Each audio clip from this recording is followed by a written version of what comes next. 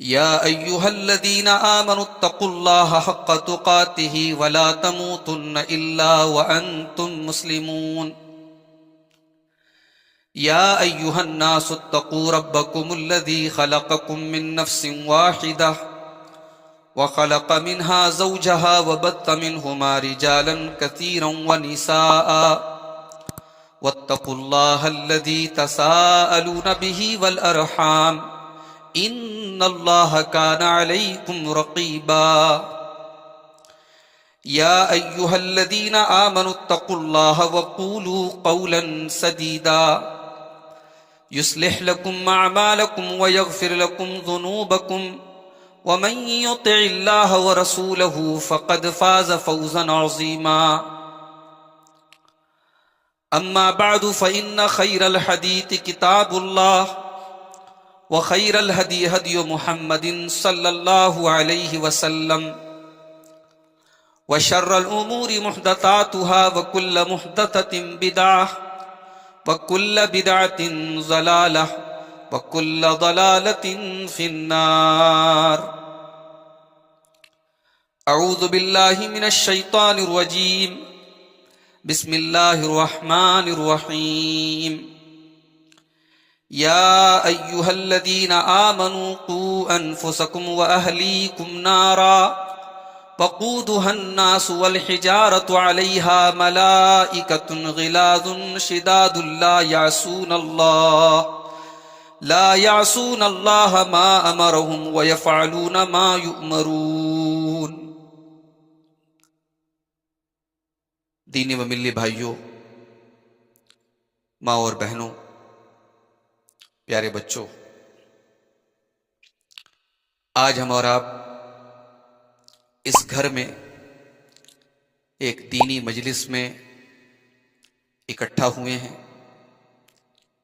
مقصد یہ ہے کہ ہم کچھ اپنی اصلاح کے بارے میں، اپنے گھر والوں کی اصلاح کے بارے میں کچھ غور کریں، کچھ بات کریں، کچھ سوچیں قرآن و سنت کی روشنی میں. سب سے پہلے میں یہ دعا کرتا ہوں کہ اللہ تعالیٰ آج کی ہماری اس مجلس کو قبول فرمائے، اور جو باتیں بھی آج بیان کی جائیں، کہنے والے کو، سننے والوں کو، سب کو رب العالمین عمل کی توفیق عطا فرمائے، آمین. آج ہم اور آپ ایک چیز سے انکار نہیں کر سکتے کہ سماج بہت ساری برائیوں میں ڈوبا ہوا ہے. سماج میں بہت ساری ایسی چیزیں ہیں جن میں اصلاح کی ضرورت ہے، جن میں سدھار کی ضرورت ہے. اب ظاہر ہے کہ سماج کو سدھارنا ہے تو سماج کیسے بنتا ہے؟ سماج ہم سے اور آپ سے بنتا ہے. ایسا نہیں ہو سکتا کہ ہم سماج کو سدھارنے کی کلپنا کریں، سماج کو سدھارنے کا تصور کریں، اور ہم اپنے آپ کو اور اپنے گھر والوں کو، اپنی فیملی کو، اپنے پریوار کو ہم بھول جائیں. بھئی چیریٹی بگنس ایٹ ہوم. نیکی کی شروعات گھر سے ہوتی ہے. سماج کو سدھارنا ہے تو سماج کی ہر یونٹ کو سدھارنا ہوگا، اور سماج کی ایک اہم یونٹ ہے ہمارا اور آپ کا گھر. ہمیں سے ہر انسان کا ایک گھر ہے، ایک پریوار ہے، ایک فیملی ہے، ایک خاندان ہے. تو آج ہم اس پر بات کریں گے کہ ہم اپنے گھروں کی اصلاح کیسے کریں، اپنے پریوار کی اصلاح کیسے کریں، اپنی فیملی کے اندر ہم دینداری کیسے پیدا کریں. اس پر ہم بات کریں گے انشاءاللہ. میرے بھائیوں، ہم جانتے ہیں کہ ہماری زندگی میں گھر کی کتنی اہمیت ہے. اللہ تعالیٰ نے قرآن مجید میں سورۃ النحل کے اندر فرمایا، وَاللَّهُ جَعَلَ لَكُم مِّن بُيُوتِكُمْ سَكَنًا. اللہ تعالیٰ نے تمہارے لیے تمہارے گھروں کو سکون کا ذریعہ بنایا ہے. انسان کو جو سکون اس کے گھر میں ملے گا وہ کہیں نہیں مل سکتا، وہ کائنات میں کہیں چلا جائے. اور گھر سے مراد اینٹ اور گارے اور سیمنٹ کی ایک عمارت اور ایک بلڈنگ نہیں ہے. گھر سے مراد وہ جگہ ہے جہاں رشتے ہیں، جہاں باپ کی دعائیں ہیں، جہاں ماں کی محبتیں ہیں، جہاں بچوں کی کلکاریاں ہیں، جہاں بیوی کی مسکراہٹ ہے، جہاں رشتوں کی کھٹاس بھی ہے، نوک جھونک بھی ہے، جھگڑے بھی ہیں اور پھر ملنا بھی ہے۔ ان سب چیزوں سے مل کر کے گھر بنتا ہے۔ اگر ایک گھر بڑا عالی شان ہے لیکن اس گھر کے اندر رشتوں کی قدر نہیں ہے، اس گھر میں اپنا پن نہیں ہے، اس گھر میں ہر انسان اپنی دنیا میں جیتا ہے، باپ کو اولاد کی فکر نہیں، اولاد کو ماں باپ کی فکر نہیں، بیوی کو شوہر سے کوئی مطلب نہیں، بچوں کو ماں باپ سے کوئی مطلب نہیں، تو وہ گھر گھر نہیں ہے میرے بھائی۔ تو اللہ تعالیٰ نے جس گھر کو سکون کا ذریعہ کہا ہے، یہ وہ گھر ہے جو رشتوں سے بنتا ہے، جو پیار سے بنتا ہے، جو محبت سے بنتا ہے۔ اللہ نے فرمایا واللہ جعل لکم من بیوتکم سکنا، اللہ نے تمہارے گھروں کو سکون کا ذریعہ بنایا۔ ایک انسان اگر اپنے گھر سے دور ہے، یہ امتحان ہے، کوئی چاہ کر اپنے گھر سے دور نہیں رہنا چاہتا۔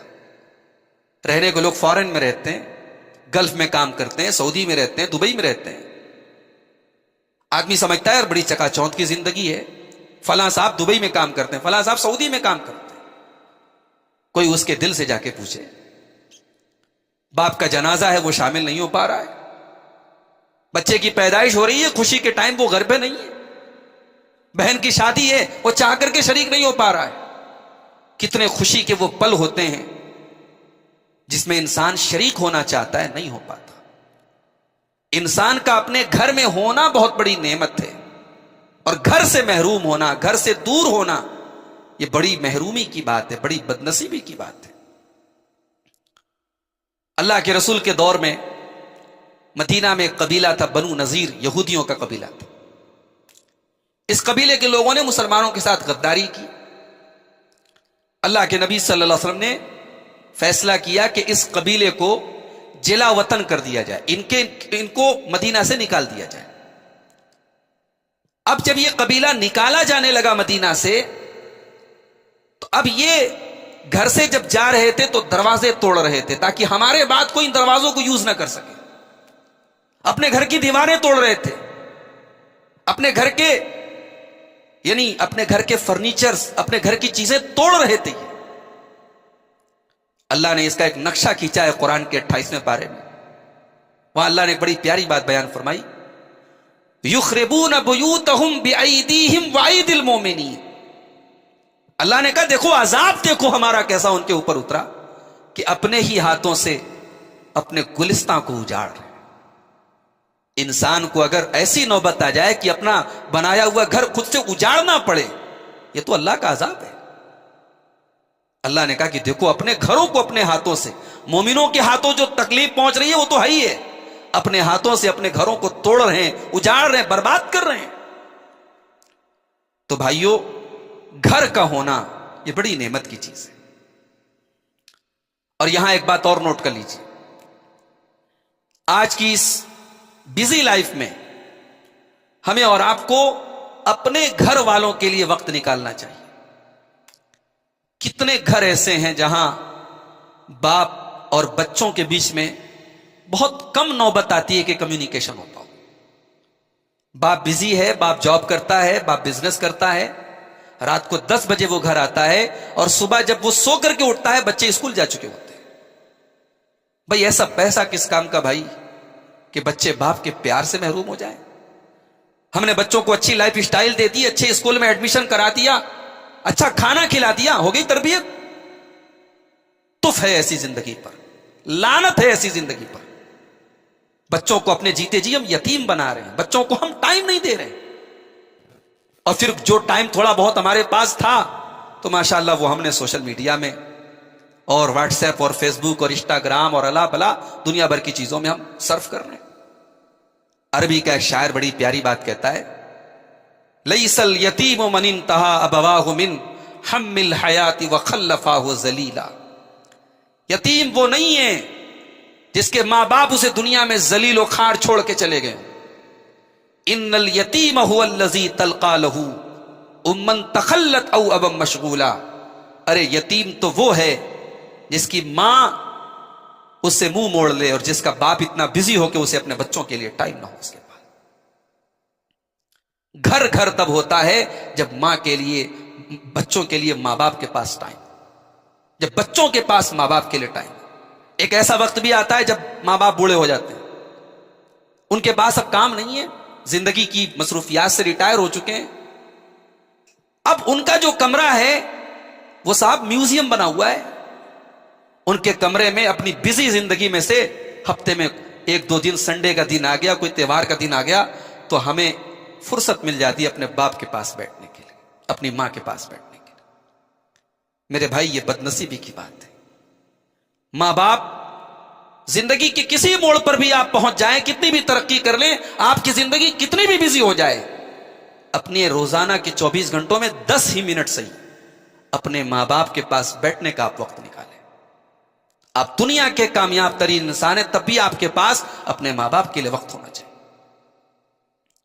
اسی لیے اللہ تعالیٰ نے جب ماں باپ بوڑھے ہو جائیں تب خاص طور سے یہ کہا کہ تم ان کے لیے ان سے ادب سے بات کرو۔ اما یبلغن عندک الکبر احدہما او کلاہما فلا تقل لہما اف ولا تنہرہما وقل لہما قولا کریما۔ تمہارے ماں باپ جب بڑھاپے کو پہنچ جائیں، دونوں پہنچ جائیں یا دونوں میں سے کوئی ایک پہنچ جائے، اللہ نے دونوں کا ذکر بعد میں کیا، کوئی ایک کا ذکر پہلے کیا، یہ بھی غور کرنے کی بات ہے۔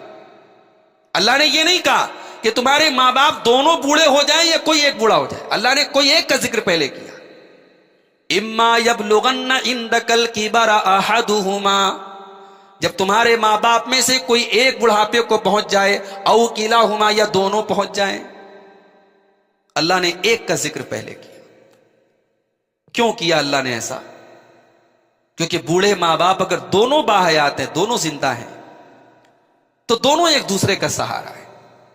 میاں بیوی کے رشتے کی حقیقت میں سب سے بڑی اہمیت تو سب سے زیادہ اہمیت سمجھ میں آتی ہے عمر کے اس پڑاؤ پہ۔ اب وہاں اصل اٹیچمنٹ جو ہوتا ہے میاں بیوی کا، وہ ہوتا ہے مینٹل اٹیچمنٹ، ایک دوسرے سے جو ذہنی سکون ملتا ہے وہ اس عمر میں ملتا ہے، وہاں پھر فزیکل ریلیشن شپ کا کوئی مطلب نہیں رہتا ہے۔ اب اس عمر میں اگر ماں باپ میں سے کوئی ایک چلا جائے تو پھر جو ایک بچتا ہے نا وہ بڑا بے سہارا ہو جاتا ہے، اس کی حالت جو ہے وہ بڑی قسم پرسی کی ہو جاتی ہے، بڑی قابل رحم ہو جاتی ہے۔ اللہ نے اس بیچارے کا ذکر پہلے کیا، جو ایک بچا ہے۔ اللہ نے کہا کہ دونوں میں سے کوئی ایک بوڑھا ہو جائے یا دونوں بوڑھے ہو جائیں، بھئی ماں باپ جوان ہے تب بھی ان کی عزت کرنی ہے، ماں باپ ادھیڑ ہے تب بھی عزت کرنی ہے، مگر ماں باپ جب بوڑھے ہو گئے تب اللہ نے کہا فلا تقل لہما اف۔ اب یہ تمہاری آزمائش کا ٹائم ہے، اب یہ جنریشن گیپنگ کا ٹائم ہے، اب ان کی باتیں تلخ بھی ہوں گی، ان کے فیصلے غلط بھی ہوں گے، وہ بلا وجہ بھی تمہیں ڈانٹیں گے، تمہارے صحیح کاموں کو بھی غلط کہیں گے، تو اب یہ تمہیں اپنے اوپر کنٹرول کرنے کا ٹائم۔ فلا تقل لہما اف، انہیں تم اف نہ کہنا، ولا تنہرہما، انہیں ڈانٹنا نہیں، ان سے تیز آواز سے بات نہ کرنا، وقل لہما قولا کریما، ان سے ادب سے بات کرنا۔ یہ چیزیں میرے بھائیوں ہمیں نہیں سمجھ میں آتی ہیں، مگر جب ہم خود باپ بنتے ہیں، جب ہم خود اس پیریڈ سے گزرتے ہیں تب ہمیں احساس ہوتا ہے۔ رات میں 2 بجے میری بچی مجھے اٹھاتی ہے، پاپا مجھے واش روم جانا ہے، پاپا مجھے ٹھنڈا لگ رہا ہے، پاپا میری طبیعت خراب ہے۔ باپ رات کو 2 بجے اپنے بچوں کے لوٹ جاتا ہے۔ بھائی دنیا کا میرا قیمتی سے قیمتی فائدہ ہو، 2 بجے رات میں اپنی نیند قربان کر کے انسان بہت مشکل ہے کہ اٹھے، لیکن بچوں کے لیے اٹھ جاتا ہے۔ کیا ماں باپ یہ سوچ کر کے اپنے بچوں کے لیے اپنی نیند قربان کر دیتے ہیں کہ بچے ہمیں اس کا بدلہ دیں گے، بچے اس کو یاد رکھیں گے؟ نہیں بھائی، اللہ تعالیٰ نے نیچرلی فطری طور پر ایک محبت ڈالی ہے ماں باپ کے دل میں بچوں کی۔ ماں باپ کو اگر یہ پتا بھی ہو کہ میرا بیٹا آگے چل کر کے میرا نافرمان ہو جائے گا، تب بھی وہ اپنے اولاد کی، اپنے بچوں کی تربیت میں کمی نہیں کریں گے۔ یہ اللہ تعالیٰ نے فطری طور پہ محبت ڈالی ہے۔ تو میرے بھائیوں، اللہ نے کہا کہ جب والدین بوڑھے ہو جائیں تو ان سے اف مت کرو، ان کو ڈانٹو نہیں، ان سے ادب سے بات کرو۔ وَاخْفِضْ لَهُمَا جَنَاحَ الذُّلِّ مِنَ الرَّحْمَةِ، اور اپنے رحمت کے بازوؤں کو ان کے لیے بچھا دو۔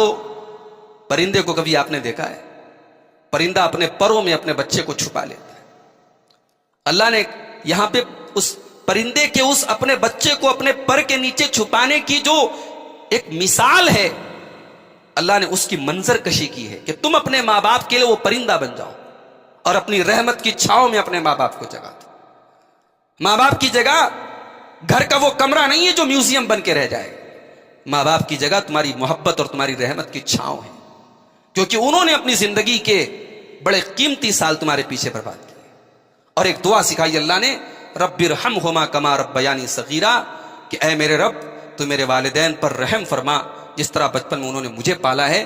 اللہ نے فرمایا یہ دعا تم پڑھتے رہو، والدین زندہ ہیں تب بھی یہ دعا پڑھتے رہیں، والدین اللہ کو پیارے ہو گئے تب بھی اس دعا کو یعنی اپنی زندگی میں اس کو معمول بنا لیں، اپنی دعا کا ایک حصہ بنا لیں کہ جب بھی دعا کے لیے ہاتھ اٹھائیں گے یہ دعا ضرور پڑھیں گے، رب ارحمہما کما ربیانی صغیرا۔ تو گھر ایسے بنتا ہے میرے بھائی، گھر والوں کے لیے ٹائم نکالو، بچوں کے لیے ٹائم نکالو، ماں باپ کے لیے ٹائم نکالو، بیوی کے لیے ٹائم نکالو، اپنے ضروری کاموں سے اپنی مصروفیات سے جب فری ہو کر کے آؤ تو اب وہ ٹائم جو آپ کے پاس بچا ہے وہ اپنی فیملی کو دو، اپنا گولڈن ٹائم اپنی فیملی کو دو۔ اللہ کے رسول کی ایک حدیث آپ کو سنانا چاہتا ہوں، مسند احمد کی روایت ہے، صحیح روایت ہے۔ آپ نے فرمایا کہ 5 کام میں سے کوئی ایک کام بھی اگر کوئی کر لے تو اللہ تعالیٰ نے اس کی ذمہ داری لے لی، کان ضامنا علی اللہ عز وجل، اللہ تعالیٰ اس کی ذمہ داری لیتا ہے۔ کیا ہے 5 کام؟ من عاد مریضا، جو کسی مریض کی عیادت کرے، ہمارا کوئی رشتہ دار ہے، ہمارا کوئی دوست ہے، ہمارا کوئی عزیز ہے، بیمار ہو گیا، ہم اس کی جا کر کے حال چال لے لیں، عیادت کر لیں، 2-4 اس کی تسلی کے بول جا کے بول دیں، یہ کام ایسا ہے کہ اللہ تعالیٰ آپ کی حفاظت کرے گا، اللہ آپ کو اپنی ضمانت میں لے لے گا۔ دوسرا کام، او خرج مع جنازۃ، کسی جنازے میں آپ شامل ہو گئے۔ تیسرا کام، او خرج غازیا فی سبیل اللہ، اللہ کی راہ میں غزوہ ہو رہا ہے اس میں آپ شرکت کرنے کے لیے جا رہے ہیں۔ چوتھا کام، او دخل علی امام یرید بذلک تعزیرہ و توقیرہ، مسلمانوں کا جو امام ہے، مسلمانوں کا جو امیر ہے، وقت کا جو امام ہے، اس کے پاس آپ جائیں اور اس کا احترام کریں، اس کا جو جائز، اس کی جو عزت ہے، جو رسپیکٹ ہے وہ دیں۔ اور 5واں کام، او قعد فی بیتہ فیسلم الناس منہ ویسلم، 5واں کام اللہ کے نبی نے کہا کہ اپنے گھر میں بیٹھے رہو تاکہ تمہاری برائیوں سے لوگ محفوظ رہیں اور تم لوگوں کی برائیوں سے محفوظ رہیں۔ ہمارے یہاں بعض لوگوں نے عادت بنا کے رکھی ہے کہ صاحب وہ رات میں 11 بجے گھر آتے ہیں، دکان سے تو نکلتے ہیں 8 بجے، جاب سے تو چھوٹتے ہیں 6 بجے، لیکن گھر آتے ہیں وہ 11 بجے۔ کیوں صاحب؟ وہ دوستوں کے ساتھ بیٹھک کرتے ہیں۔ بھائی ہفتے میں کسی ایک دن آپ نے دوستوں کے ساتھ بیٹھک کر لی، چلو ٹھیک ہے، کوئی مسئلہ نہیں، لیکن آپ بلا وجہ فضول آپ دوستوں کے ساتھ 3-3 گھنٹے 4-4 گھنٹے ڈیلی بیٹھ رہے ہیں اور گھر اس وقت آ رہے ہیں جب آپ کے بچے سو گئے، آپ کی بیوی سو گئی، یہ تو غلط ہے اور یہ اپنے آپ کو فتنوں میں ڈالنا ہے۔ اللہ کے نبی نے یعنی اس کو، انسان کو اللہ تعالیٰ کی ضمانت مل جائے گی، اللہ فتنوں سے بچائے گا آپ کو اگر آپ اپنے ضروری کاموں کے علاوہ اپنے باقی ٹائم کو اپنے گھر والوں کے درمیان اسپینڈ کریں۔ گھر کی اصلاح کرنا ہے میرے بھائیوں ہمیں اور آپ کو، آج ہمارا یہی ٹاپک ہے۔ اور جو میں نے آیت پڑھی آپ کے سامنے، قرآن کے 28ویں پارے کی آیت پڑھی ہے، سورہ تحریم کی آیت نمبر 6 پڑھی ہے۔ صرف اسی ایک آیت پر ہم عمل کر لیں، ہمارے گھر کی اصلاح ہو جائے گی۔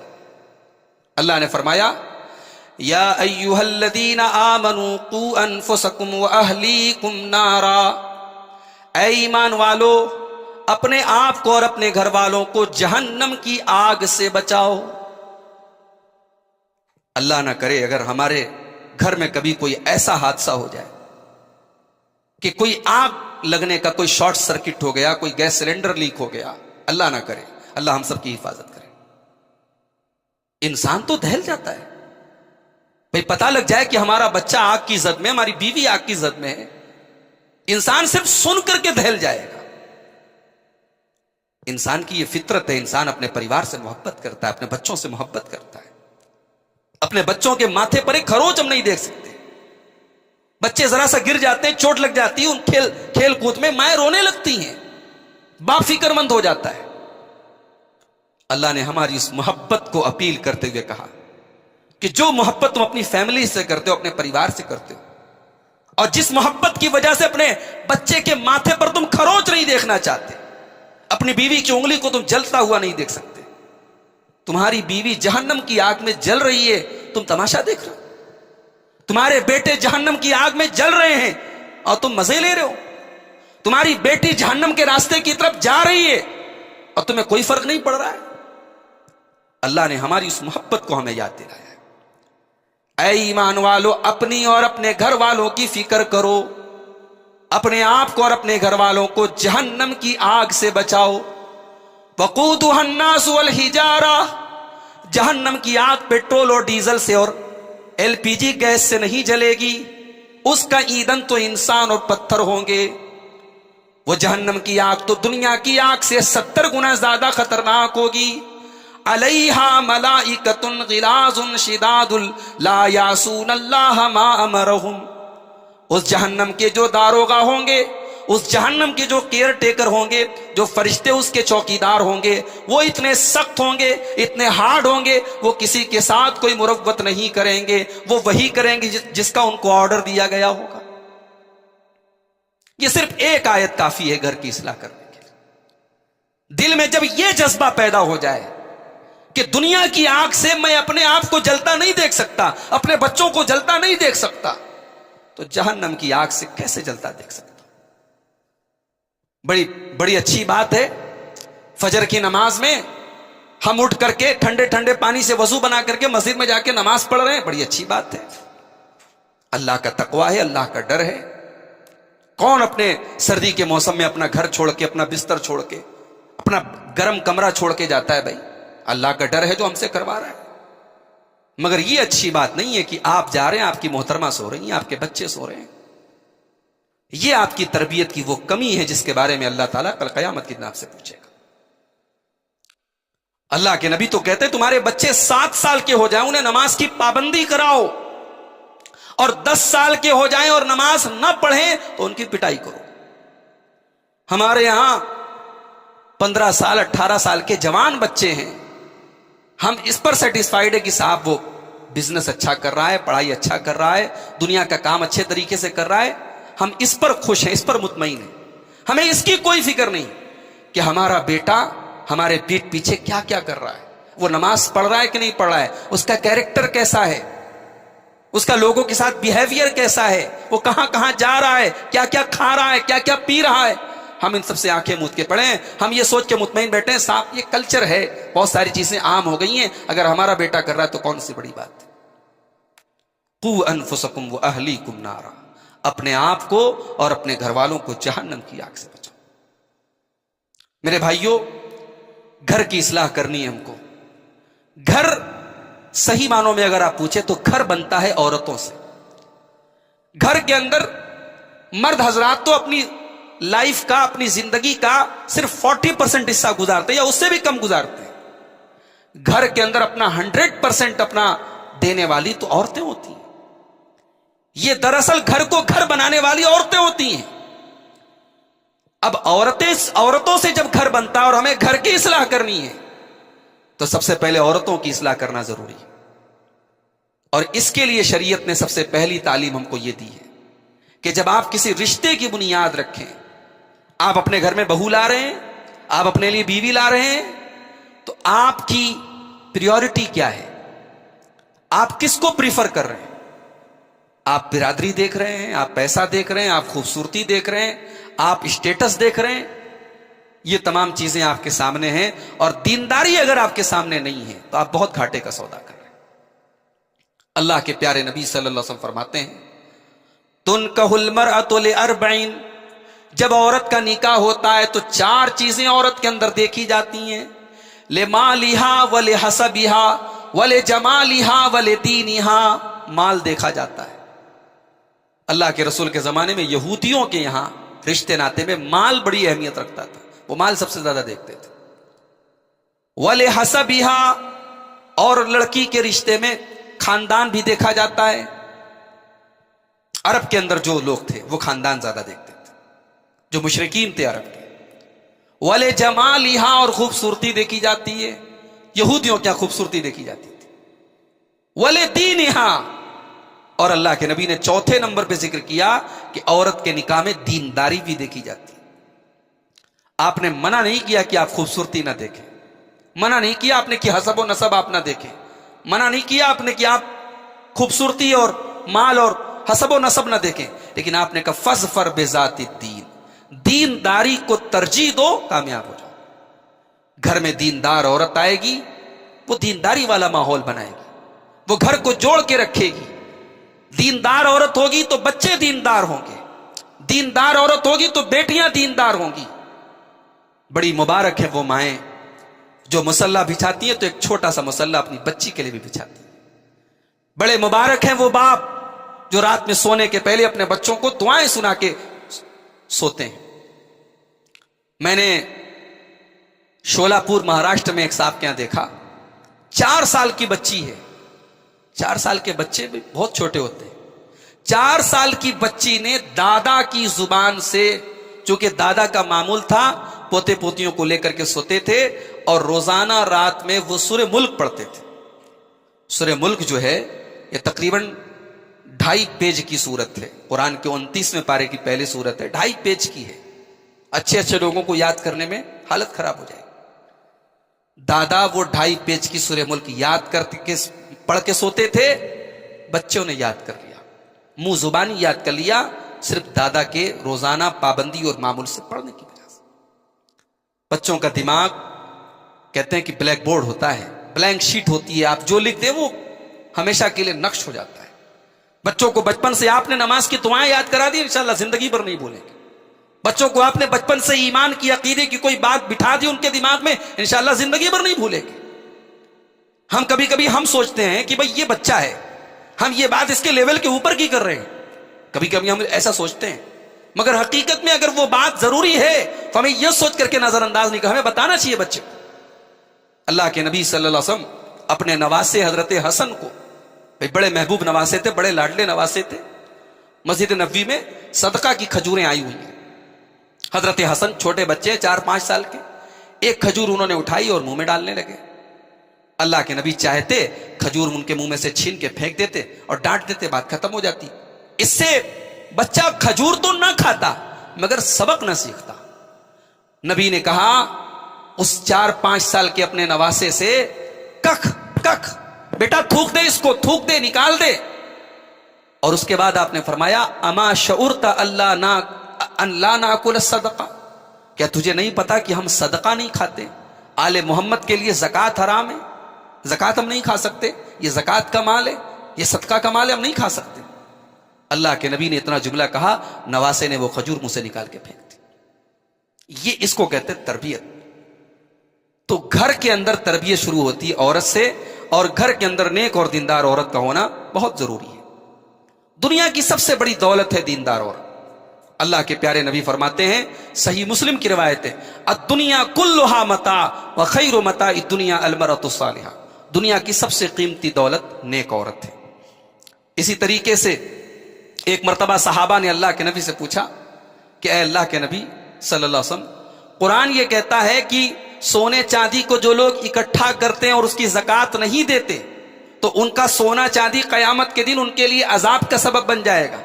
تو اے اللہ کے نبی اب آپ بتائیے کہ ہم سونا چاندی کو اگر اسٹور نہ کریں تو کیا اسٹور کریں؟ کون سی ایسی چیز ہے جس کو ہم خزانہ بنائیں؟ تو اللہ کے نبی صلی اللہ علیہ وسلم نے فرمایا، یہ مسند احمد کی صحیح روایت ہے، آپ نے فرمایا کہ 3 چیزوں کو خزانہ بنا لو. اسٹور کرنا ہے تو 3 چیزوں کو اسٹور کرو. لیتخذ احدکم قلبا شاکرا ولسانا ذاکرا وزوجتا مؤمنتا تعینہ علی امر الاخرہ. پہلی چیز تو یہ ہے کہ اپنے دل میں، اپنے سینے میں ایک ایسا دل اسٹور کر لو جو شکر کرنے والا دل ہو. کیا بات ہے، دل شکر گزار ہو جائے. زبان تو شکر گزار ہو ہی جاتی ہے، زبان سے تو آدمی الحمدللہ کہی، یہ دل شکر گزار ہو جائے نا پھر آدمی شکوہ نہیں کرتا. آج ہماری زبان پر شکوہ آتے دیر نہیں لگتی. ذرا سی کوئی مصیبت آ جائے، کوئی پریشانی آ جائے، ہمارے منہ سے نکل جاتا ہے اللہ کو ہمارے ساتھ ایسا کرنا تھا. ذرا دنیا میں نظریں اٹھا کے دیکھیں آپ، آپ جب یہ کہتے ہیں نا کہ اللہ کو ہمارے ساتھ ایسا کرنا تھا، آپ اللہ کی بہت بڑی توہین کر رہے ہیں. آپ دنیا میں نظر اٹھا کے دیکھیں تو آپ سے کہیں زیادہ پریشان لوگ دنیا میں کروڑوں کی تعداد میں موجود ہیں. ہم ذرا سی بیماری، ذرا سی بچوں کی تکلیف، ذرا سی کاروبار کی پریشانی، ذرا سی فائنینشیل پرابلم پر ہم یہ جملہ کہہ دیتے ہیں. تو یہ جو دل ہے نا، اس کو شکر گزار بناؤ. قلباً شاکرا، سینے میں شکر گزار دل پیدا کرو. وَلِسَانًا ذَاکِرًا، اور اللہ کے رسول نے فرمایا دوسری چیز اپنے اندر پیدا کرو، اللہ کا ذکر کرنے والی زبان. اور تیسری چیز وَزَوْجَةً مُؤْمِنَةً تُعِينُهُ عَلَىٰ أَمْرِ الْآخِرَةِ، اور ایسی نیک بیوی لے کر کے آؤ جو آخرت کے کاموں میں آپ کی مدد کرے. بھائی دنیا میں انجوائمنٹ کرا رہی ہے، دنیا میں تفریح کر رہے ہیں آپ میاں بیوی، وہ تو تمام بیویاں کر رہی ہیں. بیوی ایسی لاؤ کہ جو آخرت کے سلسلے میں آپ کی مدد کرے. آپ سگریٹ پیتے ہوں، آپ کی سگریٹ چھڑواتے. آپ فجر کی نماز میں نہ اٹھتے ہوں، آپ کو اٹھانے کی عادت ڈالتے. ایسی بیوی لے کر کے آؤ. اور دوسری چیز جو گھر کی اصلاح کے تعلق سے بہت ضروری ہے کہ گھر میں اللہ کے ذکر کا ماحول بناؤ. چھوٹی چھوٹی دعائیں ہیں جو آپ خود پڑھیں اور بآواز بلند پڑھیں. کھانا کھانے کے ٹائم بیٹھے بسم اللہ پڑھیں. کھانا کھا لیں الحمدللہ حمدن کثیرا طیبا مبارکن غیر مخفی ولا مودع ولا مستغنى عنہ ربنا. یہ دعا اللہ کے نبی پڑھتے تھے کھانا کھانے کے بعد. آپ بآواز بلند پڑھیں، بچے یاد کر لیں گے. چھوٹی چھوٹی دعائیں ہیں. کپڑا پہننے کے ٹائم کی دعا ہے. اسی طریقے سے گھر سے جب نکلنے لگے اور گھر میں داخل ہونے لگے اللہ کا نام لے لیں. گھر میں داخل ہو رہے بسم اللہ پڑھ کے داخل ہو. کیا فائدہ ہے اس سے؟ ایک تو گھر میں اللہ کا ذکر ہو رہا ہے. سب سے بڑی بات ہے بھائی آپ کے گھر کی آکسیجن ہے اللہ کا ذکر. جس گھر میں اللہ کا ذکر نہ ہو رہا ہو وہ گھر ڈیتھ ہے، ڈیڈ ہے، وہ گھر مردہ ہے وہ. اور یہ بات میں نہیں کہہ رہا ہوں، یہ بات جناب محمد رسول اللہ صلی اللہ علیہ وسلم فرماتے ہیں. آپ نے فرمایا کہ جس گھر میں اللہ کا ذکر کیا جائے وہ گھر زندہ ہے، اور جس گھر میں اللہ کا ذکر نہ کیا جائے وہ گھر مردہ ہے. صحیح مسلم کی روایت ہے. اور جب آپ بسم اللہ پڑھ کے گھر میں داخل ہوتے ہیں تو ہمارے یہاں جو ایک مسئلہ ہوتا ہے نا کہ بھائی فلاں کے گھر میں شیطان نے ڈیرا ڈال دیا ہے، فلاں کے گھر میں بھوتوں کا بسیرا ہے، فلاں کے گھر میں جنات کا بسیرا ہے. یہ بسم اللہ پڑھ کے آپ داخل ہوں گے. اللہ کے پیارے نبی فرماتے ہیں کہ جیسے ہی انسان بسم اللہ پڑھ کے گھر میں انٹر ہوتا ہے شیطان کہتا ہے لا مبیت لکم ہاہنا، یہاں اب ہمارے اشتے کرنے کی جگہ نہیں ہے، اب یہاں ہم رہ نہیں سکتے، کیونکہ یہ اللہ کا نام لے کے گھر میں داخل ہو رہا ہے. اور جب آپ کھانے کے ٹائم بسم اللہ پڑھتے ہیں تو شیطان کہتا ہے کہ لا عشاء ہاہنا، اب یہاں ڈنر بھی نہیں ملے گا. عربی میں ڈنر کو عشاء بولتے ہیں. عشاء رات کے وقت کو بولتے ہیں اور عشاء ڈنر کو بولتے ہیں. تو بولا یہاں ڈنر بھی نہیں ملے گا، کھانا بھی نہیں ملے گا. تو آپ کے ایک بسم اللہ کے اندر یہ طاقت ہے. اللہ کے ذکر کا ماحول گھر میں بناؤ. گھر سے آپ نکلیں بسم اللہ توکلت علی اللہ لا حول ولا قوت الا باللہ، بس یہ پڑھ لیں. 5 سیکنڈ بھی نہیں لگا آپ کو پڑھنے میں. لیکن آپ نے یہ پڑھ لیا، اب آپ نے اپنے آپ کو پروٹیکشن میں لے لیا. اللہ تعالیٰ کی سرکشا کے گھیرے میں آپ نے اپنے آپ کو لے لیا. اللہ کے نبی فرماتے ہیں کہ جب یہ دعا پڑھ کے بندہ نکلتا ہے بسم اللہ توکلت علی اللہ لا حول ولا قوت الا باللہ، تو فرشتے جو ہے وہ کہتے ہیں کہ اب تو اللہ کے حفاظت کے دائرے میں آ گیا. قد کفیت ووقیت، اب تو اللہ کی حفاظت میں اور اللہ کے ڈیفنس میں، اللہ کی سیکیورٹی میں تو آ گیا.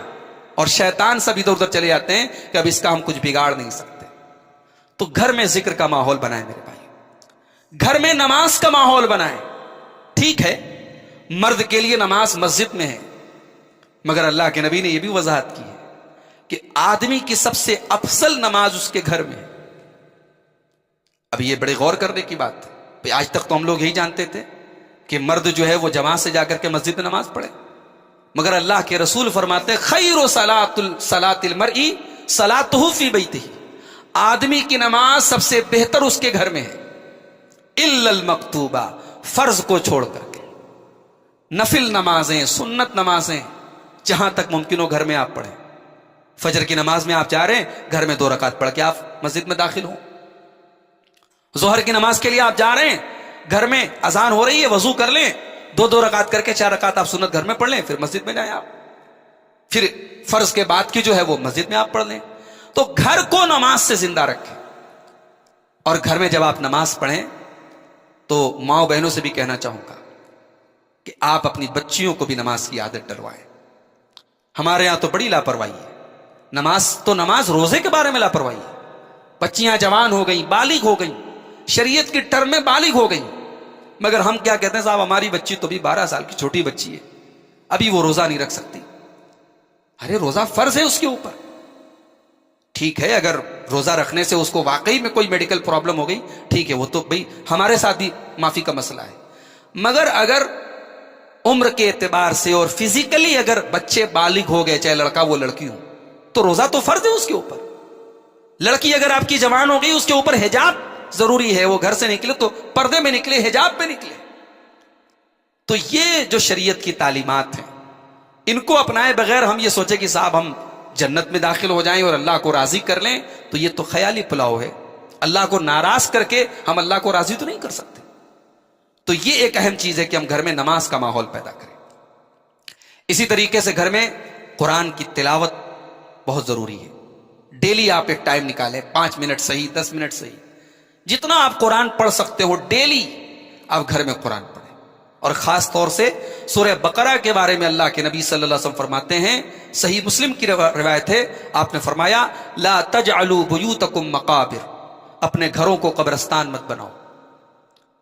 اس سے ایک مسئلہ یہ بھی ثابت ہوا کہ قبرستان میں قرآن نہیں پڑھا جاتا ہے. قبرستان قرآن پڑھنے کی جگہ نہیں ہے. اپنے گھروں کو قبرستان نہ بناؤ. ان الشیطان ینفر من البیت الذی تقرأ فی سورۃ البقرہ، جس گھر میں سورہ بقرہ پڑھی جائے اس گھر سے شیطان بھاگ جاتا ہے. بھائی پوری سورہ بقرہ پڑھنا تو مشکل ہے، لمبی ہے، 2.5 پارے کی ہے، تو آپ اتنا تو کر سکتے ہیں. سورہ بقرہ کی آخری 2 آیتیں، آمن الرسول سے لے کر کے آخر تک 2 آیتیں ہیں، وہ 2 آیتیں آپ پڑھ لیں. اللہ کے پیارے نبی فرماتے ہیں وَلَا يُقْرَعَانِ فِي دَارٍ ثَلَاثَ لَيَالٍ فَيَقْرَبُهَا الشَّيْطَانُ، اگر کسی گھر میں 3 دن تک سورہ بقرہ کی یہ 2 آیتیں پڑھی جائیں تو شیطان اس گھر کے قریب نہیں آ سکتا. اسی طریقے سے گھر کی اصلاح اگر آپ کو کرنی ہے تو گھر والوں کی دینی تعلیم کا آپ نے کیا انتظام کیا ہے. آپ کے بچے تو ماشاءاللہ کانوینٹ میں پڑھ رہے ہیں، ہائر ایجوکیشن حاصل کر رہے ہیں، اعلیٰ تعلیم حاصل کر رہے ہیں، لیکن آپ کے بچے اور بچے کو وضو کا طریقہ نہیں آتا، غسل کے احکام نہیں پتا، توحید کے بارے میں نہیں پتا، قبر کے 3 سوال کیا ہوں گے یہ نہیں پتا، ایمان کی بنیاد نہیں پتا. تو بھائی یہ جو بیسک نالج ہے دین کی، یہ علماء کی اتھارٹی نہیں ہے. یہ صرف ان کو حاصل نہیں کرنا ہے جو کسی دینی مدرسے سے فارغ ہو، عالم ہو، اور ان کے نام کے ساتھ مولانا اور علامہ کا ٹائٹل لگاؤ. دین کا بیسک علم، دین کی بیسک نالج، دین کا ضروری علم، یہ کمپلسری ہے ہمیں سے ہر شخص کے لیے، ہر مرد کے لیے بھی، ہر عورت کے لیے بھی. آج ہماری بیٹیاں مرتد ہو رہی ہیں، خبریں آتی ہیں، آنکھوں سے آنسو آ جاتے ہیں، دل غمگین ہو جاتا ہے کہ پورے ملک میں ایک بڑے پیمانے پر ایک پورا جال بچھا کر کے آج ایک بڑی تعداد میں مسلمان لڑکیاں مرتد ہو رہی ہیں، غیر مسلم لڑکوں کے ساتھ فرار ہو رہی ہیں، ان کے ٹریپ کا شکار ہو رہی ہیں، ان کے ساتھ نہ صرف یہ کہ شادی کر رہی ہیں بلکہ اپنے دین اور ایمان سے خارج بھی ہو رہی ہیں. یہ سب کچھ ہو رہا ہے. کیوں ہو رہا ہے؟ کیونکہ آج ہماری لڑکیوں کے پاس دین کی تعلیم 0 ہے. ہمارے یہاں ایک بڑی تعداد میں ایک طبقے نے پابندی لگا کے رکھی ہے، صاحب مسجد میں عورتیں نہیں آ سکتی. جمعہ کا خطبہ ہو رہا ہے ہفتے میں، امام صاحب تقریر کر رہے ہیں آدھا گھنٹہ 45 منٹ، دین کی باتیں بتا رہے ہیں، مرد حضرات سن رہے ہیں، عورتوں کے لیے کوئی ارینجمنٹ نہیں ہے. اللہ کے رسول کے زمانے میں تو عورتیں 5 وقتہ نمازوں میں آتی تھی. عید کے موقع پر اللہ کے نبی خطبہ دیتے تھے، پھر سپریٹ آپ عورتوں کے درمیان جا کے الگ خطبہ دیتے تھے، وہ بھی عیدگاہ میں آتی تھی. ہم نے فتنہ ہے بڑا خراب دور ہے، ہم نے یہ کہہ کے عورتوں کی عید کی نماز پر پابندی لگا دی، جمعہ کے اندر ان کے آنے پر پابندی لگا دی. اب دین کا ڈوز ان کو کہاں ملے گا بھائی؟ دین کی نالج نہ کے برابر ہے عورتوں کے اندر، لڑکیوں کے اندر. نبی کے زمانے میں تو یہ حال تھا کہ مدینہ کے انصار کی عورتیں ڈائریکٹ اللہ کے رسول کے پاس آتی تھی اور ایسے ایسے مسائل پوچھتی تھی کہ مرد حضرات بھی دانتوں تلے انگلی دبا لیں گے. حضرت عائشہ کہتی ہیں کہ انصار کی عورتیں بڑی بہترین عورتیں ہیں، لا یمنعہن الحیاء ان یتفقہن فی الدین، وہ دین سیکھنے کے معاملے میں شرماتی نہیں ہیں. شرم و حیا اپنی جگہ ہے، دین سیکھنے کا جہاں معاملہ ہے وہ شرماتی نہیں. تو عورتوں تک دین کی تعلیم پہنچانا بہت ضروری ہے. آئیے ایک حدیث آپ کو سناتا ہوں. اللہ کے پیارے نبی صلی اللہ علیہ وسلم فرماتے, یہ صحیح بخاری کی روایت ہے, کتاب العلم کے اندر امام بخاری لائے ہیں. اللہ کے نبی نے فرمایا کہ 3 لوگ ایسے ہیں جن کو ڈبل ثواب ملے گا. 3 لوگوں کو ڈبل ثواب ملے گا. نمبر 1, کوئی اہل کتاب ہے, یہودی ہے, کرسچین ہے, عیسائی ہے, اور وہ مسلمان ہو گیا, اس کو ڈبل ثواب ملے گا. کیوں؟ آمنا بے نبی یہی وہ آمنا بے محمد صلی اللہ علیہ وسلم, وہ اپنے نبی کے اوپر بھی ایمان لایا اور آخری نبی کے اوپر بھی ایمان لایا. اپنے نبی پر بھی ویسا ایمان لایا جیسا ایمان لانا چاہیے, اور ہمارے نبی پر بھی, آخری نبی پر بھی ایمان لایا, اس کو اللہ تعالیٰ ڈبل ثواب دے گا. اور دوسرا آدمی والعبد المملوک, اس دور میں غلام ہوتے تھے, وہ غلام جو اپنے آقا کا بھی حق ادا کرے اور اللہ کا بھی حق ادا کرے, اپنے رب کا بھی حق ادا کرے اور دنیا میں اپنے آقا کا بھی حق ادا کرے, ایسے غلام کو بھی اللہ تعالیٰ ڈبل ثواب دے گا. اور تیسرا آپ نے فرمایا وَرَجُلٌ كَانَتْ عِنْدَهُ أَمَةٌ, اس دور میں کنیزیں ہوتی تھی, لونڈیاں ہوتی تھی غلامی کے دور میں. آپ نے فرمایا کسی کے گھر میں کوئی لونڈی ہے, اس نے اس کو ادب سکھایا اور اچھا ادب سکھایا, اس کو تعلیم دی, فَأَحْسَنَ تعلیم, اچھی تعلیم دی, اور پھر اس کو آزاد کر کے اس سے نکاح کر لیا, اس کو ڈبل ثواب ملے گا.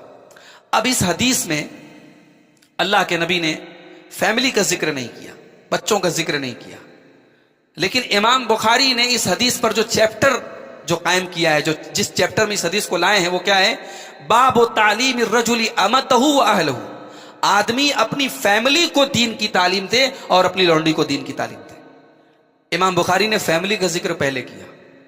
امام بخاری بتانا یہ چاہتے ہیں کہ اگر اپنی لونڈی کو, اس دور میں لونڈیاں رہتی تھیں, ان کا ایک سسٹم تھا, اگر اپنی لونڈی کو دین کی تعلیم دینے والا ڈبل ثواب پا رہا ہے, تو اپنے بچوں اور اپنی فیملی اور اپنی بیوی اور اپنی بیٹی اور اپنے گھر کی عورتوں کو دین کی تعلیم دینے والوں کو کتنا ثواب ملے گا.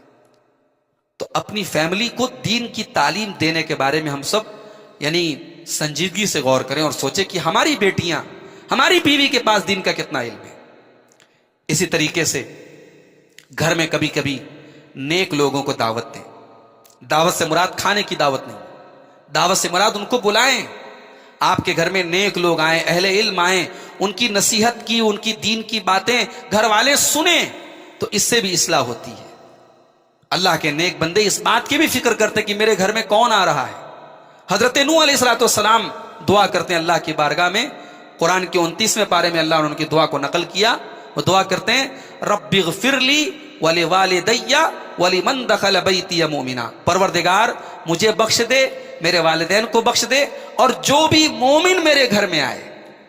یہاں حضرت نوح علیہ السلام نے اپنے گھر میں آنے والے کے لیے کنڈیشن لگائی کہ میرے گھر میں مومن جو آئے, اے اللہ تو اس کو بخش دے. تو گھر میں مومن اور متقی اور نیک لوگوں کو بلایا جائے. ایسے لوگوں کی سنگت اور ایسے لوگوں کی کمپنی سے گھر کے ماحول پر اثر پڑتا ہے. اسی طریقے سے ایک سسٹم گھر کا یہ بھی بنائیں کہ گھر میں کوئی بھی ایرا غیرہ نتھو خیرہ نہ چلا ہے. جو شریعت کا ایک نظام ہے کہ کسی کے گھر جاؤ اجازت لے کے جاؤ, جس کو شریعت میں کہتے ہیں استئذان, اجازت طلب کرنا. اور پوری شریعت کا کے اندر پوری رولنگز ہے کہ اجازت آپ کو کیسے لے کے آنا ہے. بھئی آج ہمارے یہاں گھنٹی لگی ہے, ڈور بیل ہے. ڈور بیل یہ اجازت کا الٹرنیٹ نہیں ہے. ڈور بیل بجانے کے بعد بھی گھر کا مالک جب سامنے آئے تو ہمیں سلام کرنا ہے, السلام علیکم ورحمۃ اللہ کہنا ہے, جو اسلام کا اجازت لینے کا طریقہ ہے. اور یہ طریقہ کیوں ہے؟ تاکہ ہر آدمی کی اپنی ایک پرائیویسی ہے. ہم ڈائریکٹ بغیر اجازت کسی کے گھر میں داخل ہو جائیں, ہو سکتا ہے وہ کسی ایسی پوزیشن میں ہو کہ ہمارا وہاں جانا ٹھیک نہیں تھا. تو اللہ کے رسول کے زمانے میں جب اتنی ترقی یافتہ دنیا نہیں تھی, زناکاری اور بدکاری سے روکنے کے لیے اللہ کے نبی نے اور قرآن نے اور شریعت نے یہ تعلیم دی کہ کسی کے گھر میں جاؤ تو اجازت لے کے جاؤ. اللہ تعالیٰ سورہ نور کی آیت نمبر 27 اور 28 میں فرماتا ہے یا ایھا الذین آمنوا لا تدخلوا بیوتا غیر بیوتکم حتی تستانسوا, اے ایمان والو جب اپنے گھر کے علاوہ کسی اور کے گھر میں جاؤ تو جب تک اجازت نہ لے لو تب تک نہ جاؤ. وتسلموا علی اہلھا, جب تک گھر والوں کو سلام نہ کر لو مت جاؤ. ذالکم خیر لکم لعلکم تذکرون, یہی تمہارے حق میں بہتر ہے اگر تم نصیحت حاصل کرتے ہو. فإن لم تجدوا فیھا احدا, اگر تم کسی کے گھر میں گئے اور گھر میں کوئی جینٹس نہیں ہے, کوئی میل نہیں ہے, کوئی مرد نہیں ہے, فلا تدخلوها حتى یؤذن لکم, تو جب تک اجازت نہ مل جائے تب تک گھر میں داخل نہ ہونا. وَإِنْ قِيلَ لَكُمُ ارْجِعُوا، اور اگر گھر کے اندر سے کہا جائے کہ گھر میں کوئی جینٹس نہیں ہے، آپ بعد میں آ جائیں، تو تم لوٹ جاؤ اور بعد میں آؤ، ہوا ازکا لکم، یہی تمہارے حق میں زیادہ پاک اور صاف ہے۔ ایون 3 ٹائم ایسے ہیں کہ آپ کے بچوں کو بھی شریعت نے تعلیم دی ہے کہ ماں باپ کے کمرے میں وہ اجازت لے کے جائیں۔ بھائی بالغ بچے، جوان بچے تو جب بھی ماں باپ کے کمرے میں جائیں گے اجازت لے کے جائیں گے، لیکن نابالغ اور چھوٹے بچوں کو بھی ٹریننگ دی جائے کہ وہ ماں باپ کے کمرے میں 3 ٹائم ایسے ہیں کہ اگر وہ دوسرے کمرے میں سوتے یا رہتے ہیں تو ماں باپ کے کمرے میں اجازت لے کے جائیں۔ کون سے 3 ٹائم ہیں؟ اللہ نے سورہ نور کی آیت نمبر 58 میں فرمایا کہ ایک تو فجر کے پہلے کا وقت ہے، فجر کی نماز کے پہلے کا وقت ہے، اور دوسرا وقت دوپہر میں انسان کے قیلولہ کا وقت ہے، دوپہر میں آرام کا وقت ہے، اور تیسرا عشاء کے بعد، یعنی عشاء کے بعد سے فجر تک کا جو وقت ہے، ظاہر ہے کہ آدمی کے آرام کا وقت ہے، پرائیویسی کا وقت ہے۔ اس وقت میں اپنے گھر کے نوکروں اور اپنے گھر کے نابالغ بچوں کو بھی حکم دو کہ وہ گھر میں اجازت لے کے جائیں۔ اسی طریقے سے شریعت کی ایک تعلیم یہ بھی ہے کہ اب ایک بھائی کا کمرہ دوسرے بھائی کے بازو میں ہے، اب اس کمرے میں کیا باتیں چل رہی ہیں، اب ہم تاک جھانک کریں یا پڑوسی کے گھر میں تاک جھانک کریں، حرام ہے یہ۔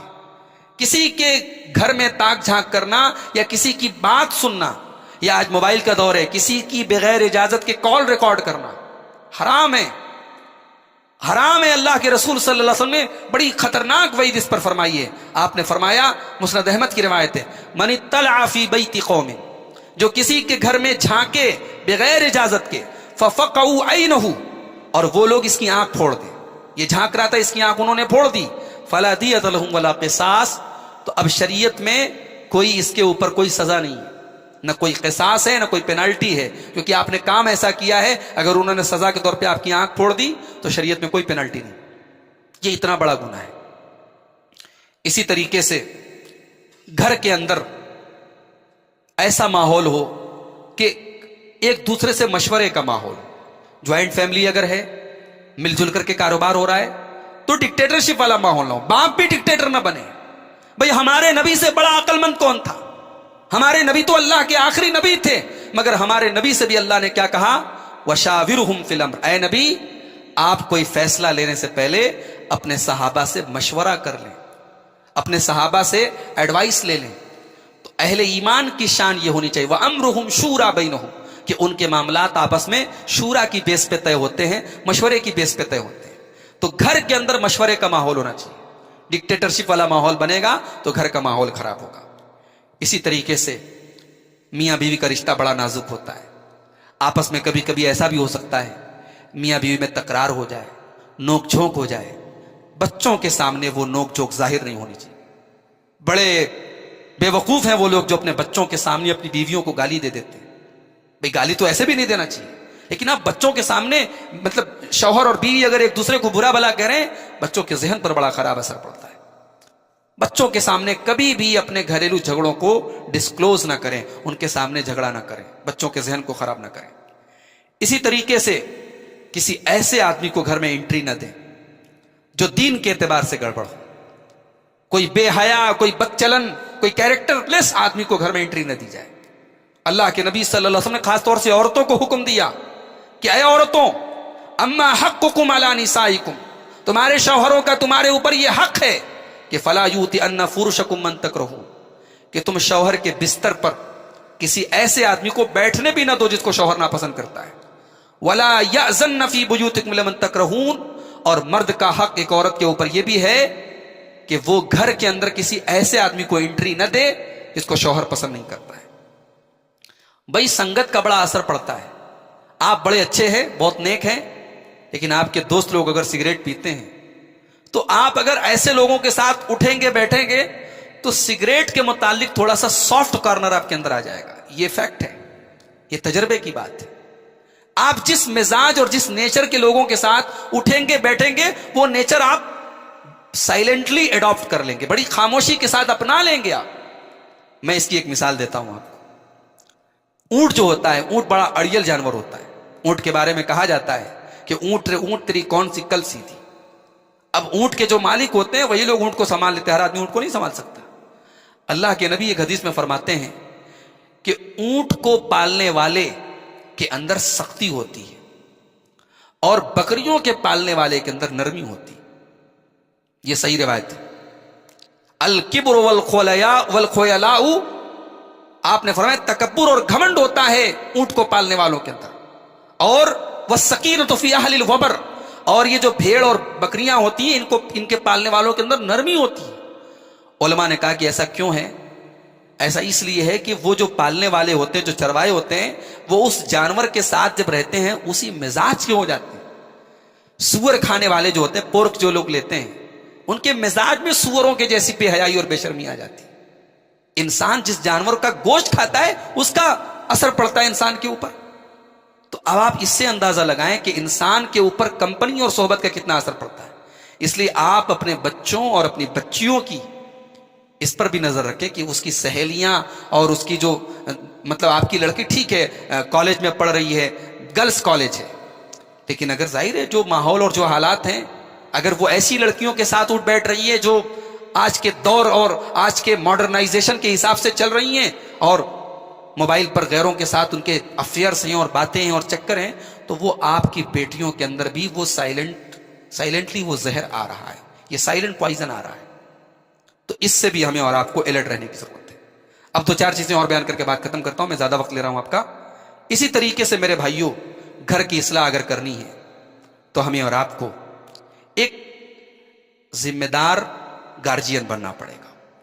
ہم گھر کے گارجین ہیں تو ہمیں اللہ نے ایک ذمہ داری ہمارے اوپر ڈالی ہے. اللہ کے نبی فرماتے ہیں کلکم راعٍ وکلکم مسئول عن رعیتہ، تم میں سے ہر آدمی ذمہ دار ہے اور اس کی ذمہ داری کے بارے میں قیامت کے دن اس سے سوال ہوگا. ہمارے بچے، ہماری بیوی، ہمارا پریوار ہماری ذمہ داری ہے. ہم اس کے ایڈمنسٹریٹر ہیں، ہم اس کے ذمہ دار ہیں، اور اس ذمہ داری کے بارے میں کل قیامت کے دن ہمیں حساب دینا پڑے. بھئی گھر گرہستی میں کھانے پینے میں کوئی کمی رہ گئی تو اللہ تعالیٰ کے وہ تو معاف ہو جائے گی، مگر بچے اور بچیاں اگر ہمارے دین سے دور ہو رہے ہیں، اللہ سے دور ہو رہے ہیں، ہمارے گھر میں ایسے کام ہو رہے ہیں جو شریعت کی نظر میں حرام ہے، تو ہم تو پھر اللہ کو کیا جواب دیں گے؟ تو اس پر ہمیں اور آپ کو غور کرنے کی ضرورت ہے. اسی طریقے سے گھر میں محبت کا ماحول پیدا کریں. کچھ اگر غلط بھی ہو جائے، کچھ اگر بچے اور بچیوں سے غلطی ہو جائے، بیوی سے غلطی ہو جائے، تو محبت اور نرمی کے ساتھ ہینڈل کریں. اللہ کے پیارے نبی صلی اللہ علیہ وسلم فرماتے ہیں، مسند احمد کی روایت ہے کہ جب اللہ تعالیٰ کسی گھر میں نرمی کو داخل کر دے، اللہ تعالیٰ جس گھر کے ساتھ بھلائی چاہتا ہے اس گھر میں نرمی کو داخل کرتا ہے. بعض لوگ ہوتے ہیں ان کا مزاج بڑا سخت ہوتا ہے، بڑے کھڑوس ہوتے ہیں، بچوں کو کبھی پیار نہیں کرتے. بچوں کو پیار کرنا نبی کی سنت ہے. بھئی ٹھیک ہے، آپ کے اگر مزاج میں ایک سیریسنس ہے، ایک سنجیدگی ہے، آپ بڑے سنجیدہ ہیں، بڑے خشک مزاج ہیں، وہ سب باتیں اپنی جگہ ہیں، مگر بیوی کے ساتھ ہنسی مذاق یہ تو نبی کی سنت ہے. اللہ کے نبی نے حضرت جابر سے کہا کہ اے جابر تم نے نکاح کر لیا؟ کہا نکاح کر لیا، شادی کر لی. آپ نے کہا کنواری لڑکی سے کیا یا بیوہ مطلقہ سے کیا؟ کہا یا رسول اللہ بیوہ سے کیا میں نے، کیونکہ ان کی 9 بہنیں تھیں، 9 بہنوں، باپ کا انتقال ہو گیا تو 9 بہنوں کی دیکھ بھال کرنا تھا. کہا کہ اللہ کے نبی میں کنواری لڑکی سے شادی کرتا تو پھر وہ میری بہنوں کا خیال نہیں رکھ پاتی، تو میں نے ایک بیوہ عورت سے شادی کی.